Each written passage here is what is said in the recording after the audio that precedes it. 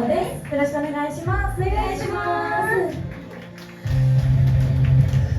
まずはね、自己紹介させていただきます。はい、水色担当みどもなぎです。よろしくお願いします。なぎちゃん。はい、青色担当松木ゆきです。よろしくお願いします。ふーちゃん。はい、ピンク色担当小野くるみです。よろしくお願いします。くるりー。はい、白色担当真白かのんです。よろしくお願いします。かのん。はい、赤色担当愛のかんなです。よろしくお願いします。かな。はい、ビーラムの鳥です。イエーイ。めっちゃ急じゃない？鳥です。はい。ということでね、残り2曲も全力で盛り上がっていきましょう。それでは聴いてください。月割れ不可施設。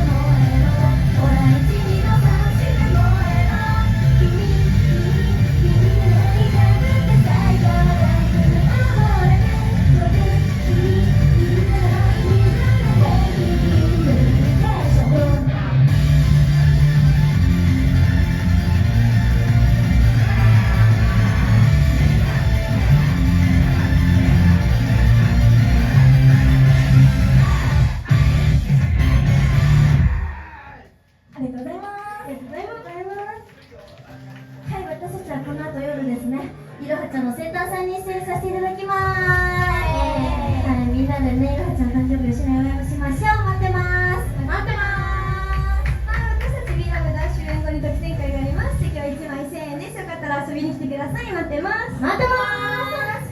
はい、それでは以上、私たち B ラブドでした。ありがとうございました。